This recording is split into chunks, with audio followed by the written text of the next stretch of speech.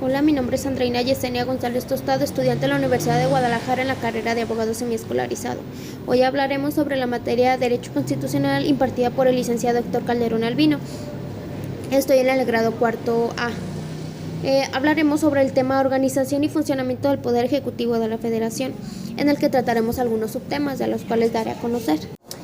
Trataremos el 4.1, que sería la unipersonalidad del Poder Ejecutivo, 4.2, requisitos de elegibilidad, 4.3, el principio de no reelección, 4.4, el periodo presidencial, 4.5, la sustitución presidencial, 4.6, facultades y obligaciones del presidente de la República, 4.7, la administración pública federal, el sector centralizado.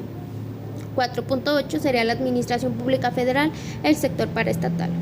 Por último, daré a conocer, como siempre, la conclusión y la bibliografía de donde saqué dicha información. Bien, empezaremos con el subtema 4.1, que sería la unipersonalidad del jefe ejecutivo. ¿Qué significa esto? Significa que todo el poder está centralizado en el presidente de la República, quien es el encargado del poder ejecutivo. Como dije, el de Estados Unidos mexicanos, quien cuenta por el desempeño de sus funciones con el auxilio de las secretarías de Estado y departamentos administrativos, esto según el artículo 80 del Código Penal mexicano y artículo 2 de la Ley Orgánica de la Administración Pública Federal. A partir de la primera Constitución, que fue federal, de 1824, el Poder Ejecutivo se confiaba a una sola persona, como ha permanecido hasta la fecha. Tal mandamiento indica claramente que la titularidad del Ejecutivo Federal solamente puede ser ostentada por una persona, y nada más, prohibiendo implícitamente que éste se delegue en junta alguna o en un cuerpo colegiado, como llegó a suceder en nuestra historia política, en la cual, según José Iturriaga, se presentó en 7 ocasiones hecho en el que México se vería gobernado por un ejecutivo colegiado. Esto según la página de internet de Jorge en 1986. El subtema 2.2 que veremos a continuación serán los requisitos de elegibilidad, que serían ya sea para diputados o senadores. Básicamente estos son los mismos, lo único que cambia es el rango de edad, ya que uno de los principales requisitos que se necesitan es que sería ser ciudadano mexicano por nacimiento, y que esté ejerciendo sus derechos. Están inscritos en el registro federal estatal, que sería el INE, y contar con credencial para votar, como ya lo dije, están inscritos. Tener 21 años cumplidos el día de la elección, y para los senadores tienen que ser 25 años cumplidos. Para poder figurar en las listas de las circunscripciones electorales plurinominales como candidato, se requiere ser originario de alguna de las entidades federativas que comprende, o sea, de donde se vaya a hacer la elección. Se requiere ser en la que se realice la elección o vecino de ella, sea ella con residencia efectiva de más de 6 meses anteriores a la fecha en la que la misma se celebre. Otra sería no estar en servicio activo en el Ejército Federal, ni tener mando en la policía o gendarmería rural en el distrito donde se haga la elección, cuando menos 90 días antes de ella. No ser titular de alguno de los organismos a los que esta Constitución otorga autonomía, ni ser secretario o subsecretario de Estado, ni titular de alguno de los organismos descentralizados o desconcentrados de la Administración Pública Federal, a menos que se separe, tenga 90 días antes de sus funciones, o sea, que se separe 90 días antes. Otras partes sería que no ser ministro de la Suprema Corte de Justicia de la Nación, ni magistrado, ni secretario del Tribunal Electoral del Poder Judicial de la Federación, ni consejero presidente o consejero electoral en los consejos generales, locales o distintas, o personal directivo del propio institutivo, salvo que se hubiere separado de su cargo de manera definitiva 3 años antes del día de la elección. No pertenecer al Servicio Profesional Electoral Nacional, salvo que se separe del cargo 3 años antes de la fecha de inicio del proceso electoral, parecido al que ya había dicho antes. Los secretarios del gobierno de los estados y del Distrito Federal, los magistrados y jueces federales o del estado o del Distrito Federal, así como los presidentes municipales y titulares de algún órgano político administrativo en el caso del Distrito Federal. El 4.3 sería el principio de no reelección. ¿Cómo comenzó el principio de no reelección?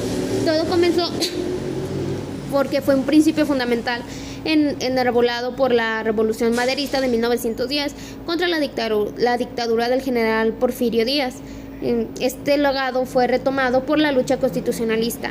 El primer jefe del ejército constitucionalista decretó el 30 de septiembre de 1916 la desaparición de la vicepresidencia, que consideró un elemento de división entre los mexicanos, y decretó la reforma del artículo 72 de la Carta Magna proclamada el 5 de febrero de 1857. Referente a la no reelección del presidente de la República. Dicho decreto fue fijado en banda solemne en las principales ciudades del país el 4 de octubre de ese mismo año. Con ello, Carranza aseguraba que el principio democrático de la no reelección estaría presente en la redacción de la nueva Constitución. El concepto del principio de no reelección en el contexto del gobierno municipal y la administración pública local mexicana, postulado básico de la Constitución General de la República, por medio del cual la población ejerce su voluntad soberana de renovación de su forma de gobierno. Sería también gobernantes y representantes ante los poderes ejecutivo y legislativo. Por el caso particular de la elección popular directa a los integrantes del ayuntamiento, el principio de no reelección se aplica a los cargos del presidente municipal, síndico y regidores, que no podrán ser reelectos para un periodo de gobierno inmediato cuando tengan carácter de propietarios. Las personas que por elección indirecta o por nombramiento de la autoridad competente ocupan cargos del presidente municipal, síndicos y regidores, tampoco podrán ser electos para el periodo inmediato, y los que tengan carácter de suplentes sí podrán ser electos para el periodo inmediato como propietarios. Esto según el libro de Raúl en la segunda edición en 1998. El periodo presidencial, son 6 años. Al ser publicada nueva reforma al artículo 83 de la Constitución General de la República, el presidente entrará a ejercer su cargo el 1 de diciembre, durará en 6 años y nunca podrá ser reelecto para el periodo inmediato. Esto según el artículo 83 de la Constitución Política de los Estados Unidos Mexicanos. 4.5. La sustitución presidencial. La suplencia se logra mediante la intervención del Congreso de la Unión o de la Comisión Permanente, mediante las figuras del presidente interino, sustituto o provisional. Cabe decir que a lo largo del periodo que el problema de la sustitución del presidente en sus faltas temporales o absolutas mantuvo ocupado al Congreso y a la opinión pública, se muestra la inestabilidad política que gobernó México durante cerca de 60 años a partir de la instauración de la República. Esto explica que entre la Constitución de 1824 y la de 1857, la Constitución de 1836, las bases orgánicas de 1843 y del Acta de Reformas de 1847 hubiesen adoptado sendos sistemas de sustitución del presidente, dada la desconfianza que provocaban todos los procedimientos adoptados y sugeridos en la persona en la que se depositará el ejercicio del supremo poder ejecutivo de la Unión, en caso de que falte el titular durante los últimos 4 años del sexenio. Este está designado por el Congreso de la Unión y actúa como logia electoral en escrutinio secreto y por mayoría de votos. Eso sería ya la democracia. El siguiente subtema será el 4.6, que sería facultades y obligaciones del presidente de la República. Las obligaciones y facultades con las que el presidente en funciones debe cumplir, según el artículo 89 de la Constitución Política de los Estados Unidos Mexicanos, promulgar y ejecutar las leyes que expida el Congreso, nombrar y remover a secretarios de Estado, remover a los embajadores, cónsules generales y empleados superiores de Hacienda, y nombrar y remover libremente a los demás empleados de la Unión cuyo nombramiento o remoción no esté determinado de otro modo en la Constitución o en las leyes. Remover embajadores, cónsules y empleados superiores de Hacienda, convocar el Congreso a sesiones extraordinarias por acuerdo de comisión permanente, optar por un gobierno de coalición con uno o varios partidos, nombrar con aprobación del Senado a oficiales superiores del Ejército, Armada y Fuerza Aérea, preservar la seguridad nacional en términos de la ley y dirigir la política exterior y celebrar tratos internacionales. El subtema 4.7, la administración pública federal en el sector centralizado, se caracteriza por el modo de estructuras respecto a todos sus elementos constitutivos, los cuales son territorios, población y el gobierno. El gobierno a su vez está dividido en 3 poderes, que será el ejecutivo, legislativo y judicial. La forma de gobierno hace referencia a los órganos del poder en el ejercicio de las atribuciones que les son conferidas a nivel constitucional. así como pues a las relaciones públicas y de gobierno que se establecen entre sí. En México el régimen de gobierno es presidencialista. Esto quiere decir que el poder ejecutivo tiene preponderancia sobre los otros poderes por la suma de facultades que le otorga la Constitución y las leyes ordinarias. Además se reúnen los potestades de jefe de Estado y jefa de gobierno en una misma persona. Los secretarios de Estado son funcionarios subordinados jerárquicamente al presidente de la República y responden personalmente ante él, quien selecciona libremente a sus colaboradores sin injerencia de otro poder, así como para removerlos. El poder ejecutivo se ostenta en la administración pública federal y esta se divide en centralizada y paraestatal. La administración centralizada, según el artículo 1 de la Ley Orgánica de la Administración Pública Federal, señala que estará integrada por la Presidencia de la República, los secretarios de Estado, los departamentos administrativos y la Consejería Jurídica del Ejecutivo Federal. A su vez, el artículo 26 de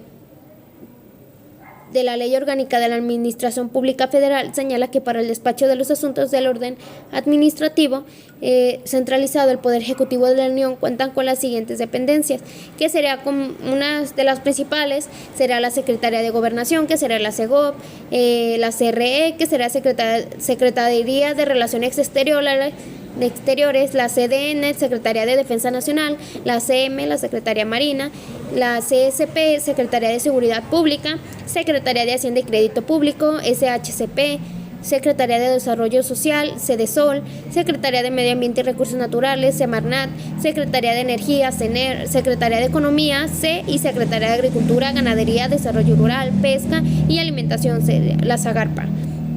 Secretaría de Comunicaciones y Transportes, CCT, Secretaría de la Función Pública, CFP, Secretaría de Educación Pública, la SEP. Esas serán las principales. El siguiente subtema será el 4.8, que será la Administración Pública Federal, el sector paraestatal. Las entidades paraestatales son aquellos organismos o personas morales que cuentan con la personalidad jurídica y patrimonios propios, que componen la Administración Pública Paraestatal y cuyo objetivo es auxiliar al Poder Ejecutivo Federal en el manejo y desarrollo de las áreas que son consideradas por el Estado como estratégicas o prioritarias. El objetivo de las entidades paraestatales es, en términos generales, auxiliar al gobierno federal en el manejo de las áreas consideradas por el Estado como estratégicas y prioritarias. Para tal efecto, el artículo 28 de la Constitución establece que las áreas estratégicas del Estado son las relativas a la acuñación de moneda y emisión de billetes, correos, telégrafos y radiotelegrafía, minerales radioactivos y generación de energía nuclear, y las actividades que expresan señal en las leyes que expide el Congreso de la Unión, y las áreas consideradas prioritarias son relativas a la comunicación vía satélite. Los objetivos específicos de las entidades paraestatales se ajustan a los programas sectoriales que formula la dependencia coordinada de sector, así como a la Ley de Planación, el Plan Nacional de Desarrollo y las asignaciones de gasto y financiamiento. Y dentro de este contexto formularán las entidades sus programas e instituciones a corto, mediano y largo plazo. El objetivo de las entidades paraestatales es, en términos generales, auxiliar al gobierno federal en el manejo de las áreas consideradas por el Estado como estratégicas y prioritarias. El objetivo específico de las entidades paraestatales se ajustarán a los programas sectoriales que formula la dependencia coordinadora del sector, así como a la Ley de Planación, el Plan Nacional de Desarrollo y las asignaciones de gasto y financiamiento, y dentro de este contexto formularán sus programas institucionales a corto, mediano y largo plazo. ¿Qué quisimos dar a entender con este tema? Todas estas consideraciones en torno a los organismos, pues los descentralizados, desde el punto de vista federal, son aplicables en los ámbitos de gobierno local y municipal, en tanto que la descentralización administrativa en cualquiera de los tres órdenes de gobierno guarda la misma lógica. Esto es la de crear entes dotados de personalidad jurídica y autonomía jerárquica, pero pues con controles directos para desarrollar tareas o actividades administrativas específicas con agilidad y eficiencia. Y pues de ahí podemos concluir que la descentralización consiste pues en una técnica de organización jurídica para encomendar pues actividades estatales delegables o entidades estructuralmente separadas de la administración pública centralizada, pero pues formando como junto con ella pues el concepto sin que la circunstancia de que los organismos centralizados pues cuenten con personalidad jurídica propia pues significa que su actuación sea libre y pues exenta de control. Esto sería todo de mi parte. Muchísimas gracias por ver.